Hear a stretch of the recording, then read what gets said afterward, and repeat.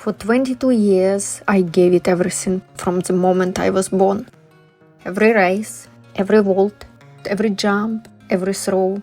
I was built to run, built to fly, built to soar. I loved my life. But you know what?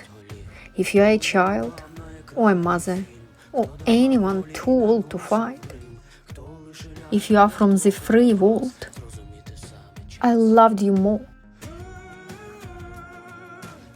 My name is Volodymyr Androshchuk. My name is Ukraine.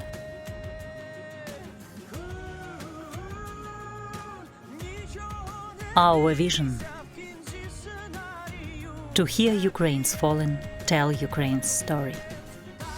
To move the world in a truly special way.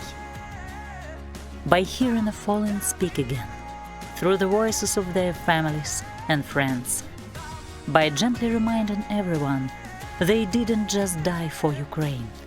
They died, and are still dying, for the free world as well. Our mission: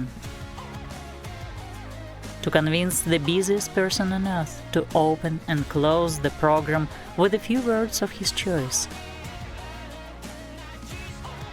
To join these other outstanding people who have all agreed to help us get this noble program commissioned, where all of our profits will go to Ukraine.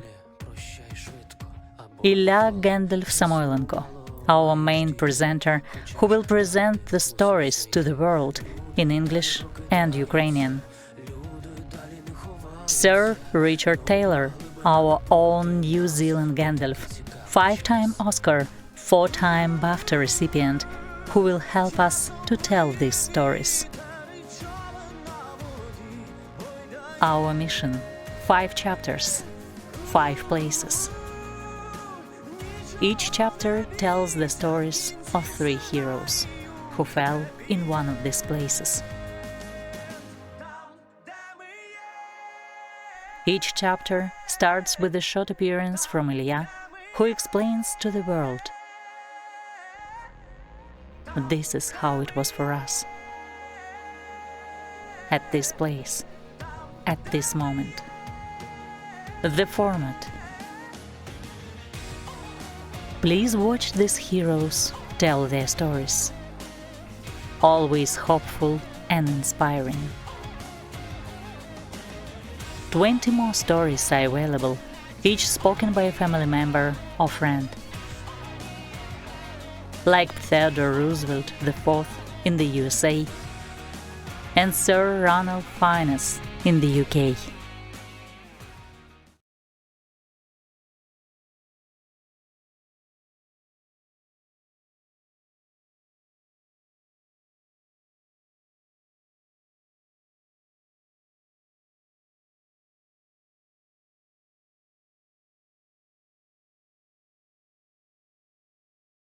My name is Ross McGinnis, and I lacked discipline as a kid.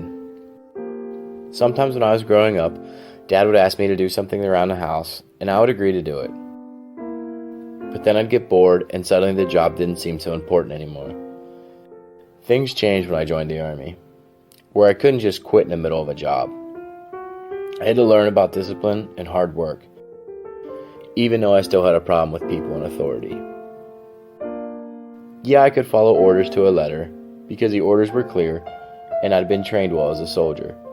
But following rules without reason is like being a sheep that just follows the lead ram. Maybe that's why I didn't jump from my gunner's turret to escape a hand grenade that was tossed into the Humvee.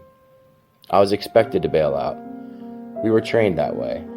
But when I knew exactly where the grenade landed and nobody else did, that made the training seem dumb.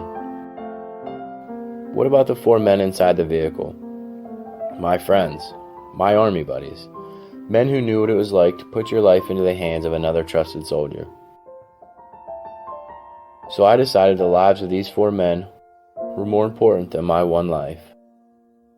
The math was simple enough, even for me.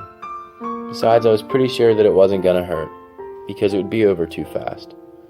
They awarded me the Medal of Honor for what I did. But the real reward is in knowing that 4 young men will go on with their lives, Generations from now, there will be people whose very existence resulted from my decision. That's much better than the result I would have gotten if I had bailed to safety. Now and then you have to break the rules and take the consequences. My name is Ross McGinnis, and I was proud to be a soldier in the United States Army. This history was written for Ross by his dad.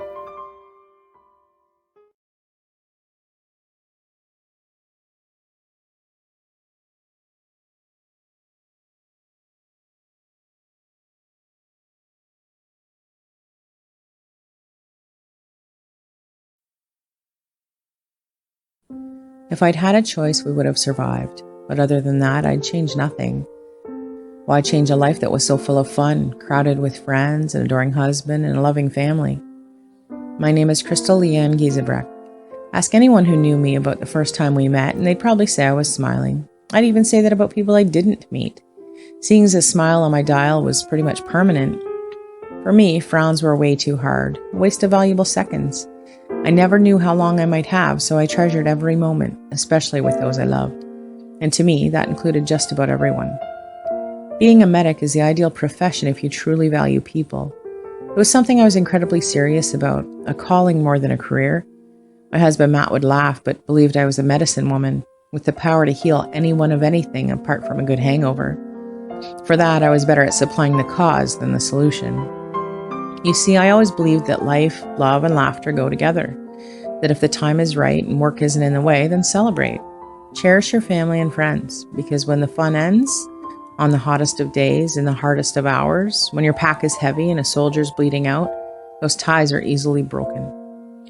I saw that firsthand during 2 tours of Afghanistan, where our powers to heal sometimes just weren't enough, where we did our best, but bodies shattered by the brutalities of war simply couldn't be saved. And on a sweltering June day in 2010, in the teeth of the Panjwai district, it happened to me and my fellow medic Andrew Miller. While our quick response force was responding to yet another urgent call for help, our Bison ambulance rolled fatefully over a planted mine. The blast from the IED was merciless, and in that instant, we were gone. Our brilliant lives had been blown away. I wish it hadn't happened, but like I said, it was the only thing that I ever would have changed. Because when all that is left are memories and those I loved think back, they will remember the way I lived my life. They will, I hope, follow my lead and celebrate. They will, I know, recall the smile on my face. My name is Crystal Leanne Giesebrecht, medicine woman. Crystal's history was read for Crystal by her sister Shannon with the blessing and love of Matt, Crystal's husband. Thank you for viewing this presentation.